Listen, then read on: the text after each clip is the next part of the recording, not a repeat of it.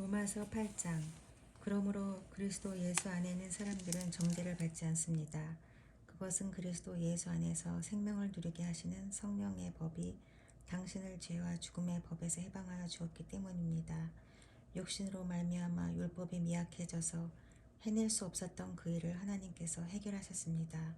또 곧 하나님께서는 자기의 아들을 죄된 육신을 지닌 모습으로 보내셔서 죄를 없애시려고 그 육신에다 죄의 선고를 내리셨습니다.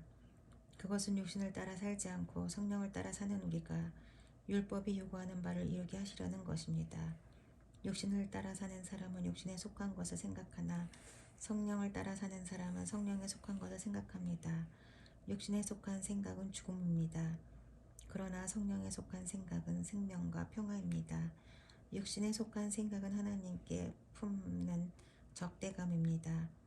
그것은 하나님의 법을 따르지 않으며 또 복종할 수도 없습니다. 육신에 매인 사람은 하나님을 기쁘게 해드릴 수 없습니다. 그런 하나님의 영이 여러분 안에 살아계시면 여러분은 육신 안에 있지 않고 성령 안에 있습니다. 누구든지 그리스도의 영이 없으면 그리스도의 사람이 아닙니다. 또한 그리스도께서 여러분 안에 살아계시면 여러분의 몸은 죄 때문에 죽은 것이지만 영은 의 때문에 생명을 얻습니다.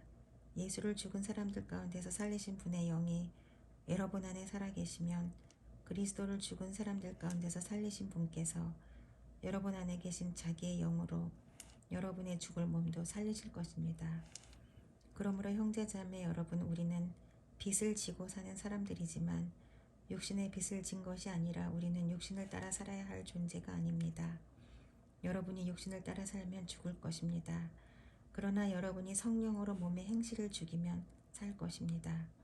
하나님의 영으로 인도함을 받은 사람은 누구나 다 하나님의 자녀입니다. 여러분은 또다시 두려움에 빠뜨리는 종살이의 영을 받은 것이 아니라 자녀로 삼으시는 영을 받았습니다. 그래서 우리는 그 영으로 하나님을 아빠, 아버지라고 부릅니다. 바로 그때 그 성령이 우리 영과 함께 우리가 하나님의 자녀임을 증언하십니다. 자녀이면 상속자이기도 합니다. 우리가 그리스도와 함께 영광을 받으려고 그와 함께 고난을 받으면 우리는 하나님이 정하신 상속자요 그리스도와 더불어 공동 상속자입니다. 현재 우리가 겪는 고난은 장차 우리에게 나타날 영광에 견주면 아무것도 아니라고 나는 생각합니다. 피조물은 하나님의 자녀들이 나타나기를 간절히 기다리고 있습니다. 피조물이 허무에 굴복했지만 그것은 자의로 그렇게 한 것이 아니라 굴복하게 하신 그분이 그렇게 하신 것입니다. 그러나 소망은 남아 있습니다. 그것은 곧 피조물도 썩어짐의 종살이에서 해방되어서 하나님의 자녀가 누릴 영광된 자유를 얻으리라는 것입니다. 모든 피조물이 이제까지 함께 신음하며 함께 해산의 교통을 걷고 있다는 것을 우리는 압니다. 그뿐만 아니라 첫 열매로서 성령을 받은 우리도 자녀로 삼아 주실 것을, 곧 우리 몸을 속량하여 주실 것을 고대하면서 속으로 신음하고 있습니다. 우리는 이 소망으로 구원을 얻었습니다. 눈에 보이는 소망은 소망이 아닙니다. 보이는 것을 누가 바라겠습니까? 그러나 우리가 보이지 않는 것을 바라면 참으면서 기다려야 합니다. 이와 같이 성령께서도 우리의 약함을 도와주십니다. 우리는 어떻게 기도해야 할지를 알지 못하지만 성령께서 친히 이루 다 말할 수 없는 탄식으로 우리를 대신하여 간구하여 주십니다. 사람의 마음을 꿰뚫어 보시는 하나님께서는 성령의 생각이 어떠한지를 아십니다. 성령께서 하나님의 뜻을 따라 성도를 대신하여 간구하시기 때문입니다. 하나님을 사랑하는 사람들, 곧 하나님의 뜻대로 부르심을 받은 사람들에게는 모든 일이 서로 협력해서 선을 이룬다는 것을 우리는 압니다. 하나님께서는 미리 아신 사람들을 선택하셔서 자기 아들의 형상과 같은 모습이 되도록 미리 정하셨으니 이것은 그 아들이 많은 형제 가운데서 맏아들이 되게 하시려는 것입니다. 그리하 하나님께서는 이미 정하신 사람들을 부르시고 또한 부르신 사람들을 의롭게 하시고 의롭게 하신 사람들을 또한 영화롭게 하셨습니다. 그렇다면 이런 일을 두고 우리가 무엇이라고 말할 수 있겠습니까? 하나님이 우리 편이시면 누가 우리를 대적하겠습니까? 자기 아들을 아끼지 않으시고 우리 모두를 위하여 내주신 분이 어찌 그 아들과 함께 모든 것을 우리에게 선물로 거저 주지 않으시겠습니까? 하나님께서 택하신 사람들을 누가 감히 고발하겠습니까? 의롭다 하시는 분이 하나님이신데 누가 감히 그들을 정죄하겠습니까? 그리스도 예수는 죽으셨지만 오히려 살아나셔서 하나님의 오른쪽에 계시며 우리를 위하여 대신 간구하여 주십니다. 누가 우리를 그리스도의 사랑에서 끊을 수 있겠습니까? 환난입니까? 공고입니까? 박해입니까? 굶주림입니까? 헐벗음입니까? 위협입니까? 또는 칼입니까? 성경에 기록한 바 우리는 종일 주님을 위하여 죽임을 당합니다. 우리는 도살당할 양과 같이 여김을 받았습니다. 한 것과 같습니다. 그러나 우리는 이 모든 일에서 우리를 사랑하여 주신 그분을 힘입어서 이기고도 남습니다. 나는 확신합니다.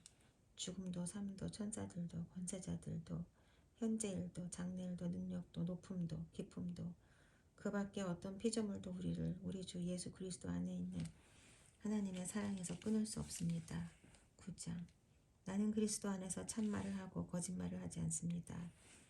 내 양심이 성령을 힘입어서 이것을 증언하여 줍니다. 나에게는 큰 슬픔이 있고 내 마음에는 끊임없는 고통이 있습니다. 나는 육신으로 내 동족인 내 결혈을 위하는 일이면 내가 저주를 받아서 그리스도에게서 끊어질지라도 달게 받겠습니다. 내 동족은 이스라엘 백성입니다. 그들에게는 하나님의 자녀로서의 신분이 있고 하나님을 모시는 영광이 있고 하나님과 맺은 언약들이 있고 율법이 있고 예배가 있고 하나님의 약속들이 있습니다. 족장들은 그들의 조상이요 그리스도도 육신으로는 그들에게서 태어나셨습니다. 그는 만물 위에 계시며 영원토록 찬송을 받으실 하나님이십니다. 아멘. 그러나 하나님의 약속의 말씀이 패했다고는 할 수 없습니다. 이스라엘에게서 태어난 사람이라고 해서 다 이스라엘 사람이 아니고 아브라함의 자손이라고 해서 다 그의 자녀가 아닙니다. 다만 이삭에게서 태어난 사람만을 너의 자손이라고 부르겠다 하셨습니다. 이것은 그 육신의 자녀가 하나님의 자녀가 되는 것이 아니라 약속의 자녀가 참 자손으로 여겨지리라는 것을 뜻합니다. 그 약속의 말씀은 내년에 내가 다시 올 때쯤에는 사라에게 아들이 있을 것이다 한 것입니다. 그뿐만 아니라 리브가도 우리 조상 이삭 한 사람에게서 쌍둥이 아들을 수태하였는데 그들이 태어나기도 전에 무슨 선이나 악을 행하기도 전에 택하심이라는 원리를 따라 세우신 하나님의 계획이 살아있게 하시려고 또 이러한 일이 사람의 행위에 근거하는 것이 아니라 부르시는 분께 달려있음을 나타내시려고 하나님께서 리브가에게 말씀하시기를 형이 동생을 섬길 것이다 하셨습니다. 이것은 성경에 기록한 바 내가 야곱을 사랑하고 에서를 미워하였다 한 것과 같습니다. 그러면 우리가 무엇이라고 말을 해야겠습니까? 하나님이 불공평하신 분이라는 말입니다. 그럴 수 없습니다. 하나님께서 모세에게 말씀하시기를 내가 긍휼히 여길 사람을 긍휼히 여기고 불쌍히 여길 사람을 불쌍히 여기겠다 하셨습니다. 그러므로 그것은 사람의 의지나 노력에 달려있는 것이 아니라 하나님의 자비에 달려있습니다. 그래서 성경에 바로를 두고 말씀하시기를 내가 이 일을 하려고 너를 세웠다. 곧 너로 말미암아 내 능력을 나타내고 내 이름을 온 땅에 전파하게 하려는 것이다 하셨습니다. 그러므로 하나님께서는 긍휼히 여기시고자 하는 사람을 긍휼히 여기시고 완악하게 하시고자 하는 사람을 완악하게 하십니다. 그러면 그대는 내게 이렇게 말할 것입니다. 그렇다면 어찌하여 하나님께서는 사람을 책망하시는가? 누가 하나님의 뜻을 거역할 수 있다는 말인가? 오 사람아, 그대가 무엇이기에 하나님께 감히 말대답을 합니까? 만들어진 것이 만드는 분에게 어찌하여 나를 이렇게 만들었습니까? 하고 말할 수 있습니까? 토기장이에게 흙한 덩이를 둘로 나누어서 하나는 귀한 데 쓸 그릇을 만들고 하나는 천한 데 쓸 그릇을 만들 권리가 없겠습니까? 하나님께서 하신 일도 마찬가지입니다. 하나님께서 진노하심을 보이시고 권능을 알리시기를 원하시면서도 멸망받게 되어 있는 진노의 대상들에 대하여 꾸준히 참으시면서 너그럽게 대해주시고 영광을 받도록 예비하신 자비의 대상들에 대하여 자기의 풍성하신 영광을 알리시고자 하셨더라도 어떻다는 말입니까? 하나님께서는 우리를 부르시되 유대 사람 가운데서만이 아니라 이방 사람 가운데서도 부르셨습니다. 그것은 하나님이 호세아의 글 속에서 하신 말씀과 같습니다. 나는 내 백성이 아닌 사람을 내 백성이라고 하겠다. 내가 사랑하지 않던 백성을 사랑하는 백성이라고 하겠다. 너희는 내 백성이 아니다 하고 말씀하신 그곳에서 그들은 살아계신 하나님의 자녀라고 일컬음을 받을 것이다. 그리고 때 이사야는 이스라엘을 두고 이렇게 외쳤습니다. 이스라엘 자손의 수가 바다의 모래와 같이 많을지라도 남은 사람만이 구원을 얻을 것이다. 주님께서는 그 말씀하신 것을 온전히 그리고 조속히 온 땅에서 이루실 것이다. 그것은 또한 이사야가 미리 말한 바 만군의 주님께서 우리에게 씨를 남겨주시 않으셨더라면 우리는 소돔과 같이 되고 고모라와 같이 되었을 것이다 한 것과 같습니다. 그러면 우리가 무엇이라고 말해야 하겠습니까? 의를 추구하지 않은 이방 사람들의 의를 얻었습니다. 그것은 믿음에서 난 의입니다. 그런데 이스라엘은 의의 율법을 추구하였지만 그 율법에 이르지 못하였습니다. 어찌하여 그렇게 되었습니까? 그들은 믿음에 근거하여 의에 이르려고 한 것이 아니라 행위에 근거하여 의에 이르려고 했기 때문입니다. 그들은 걸림돌에 걸려 넘어진 것입니다. 그것은 성경에 기록한 바와 같습니다. 보아라, 내가 시온에 부딪히는 돌과 걸려 넘어지게 하는 바위를 둔다. 그러나 그를 믿는 사람은 부끄러움을 당하지 않을 것이다. 10장. 형제자매 여러분, 내 마음의 간절한 소원과 내 동족을 위하여 하나님께 드리는 내 기도의 내용은 그들이 구원을 얻는 일입니다. 나는 증언합니다. 그들은 하나님을 섬기는 데 열성이 있습니다. 그러나 그 열성은 올바른 지식에서 생긴 것이 아닙니다. 그들은 하나님의 의를 알지 못하고 자기 자신들의 의를 세우려고 힘을 씀으로써 하나님의 의에는 복종하지 않게 되었습니다. 그러므로 그리스도는 율법의 끝마침이 되셔서 모든 믿는 사람에게 의가 되어 주셨습니다. 모세는 율법에 근거한 의를 두고 기록하기를 율법을 행한 사람은 그것으로 살 것이다 하였습니다. 그러나 믿음에 근거한 의를 두고는 이렇게 말합니다. 너는 마음속으로 누가 하늘에 올라갈 것이냐 하고 말하지 말아라. 그것은 그리스도를 끌어내리는 것입니다. 또 누가 지옥에 내려갈 것이냐 하고 말하지도 말아라. 그것은 그리스도를 죽은 사람들 가운데서 끌어올리는 것입니다. 그러면 그것은 무엇을 뜻합니까? 하나님의 말씀은 내게 가까이 있다, 내 입에 있고 내 마음에 있다 하는 말씀이 있습니다. 이것은 우리가 전파하는 믿음의 말씀입니다. 당신이 만일 예수는 주님이라고 입으로 고백하고 하나님께서 그를 죽은 사람들 가운데서 살리신 것을 마음으로 믿으면 구원을 얻을 것입니다. 사람은 마음에서 믿어서 의에 이르고 입으로 고백해서 구원에 이르게 됩니다. 성경은 그를 믿는 사람은 누구나 부끄러움을 당하지 않을 것이다 하고 말합니다. 유대 사람이나 그리스 사람이나 차별이 없습니다. 그는 모든 사람에게 똑같이 주님이 되어주시고 그를 부르는 모든 사람에게 풍성한 은혜를 내려주십니다.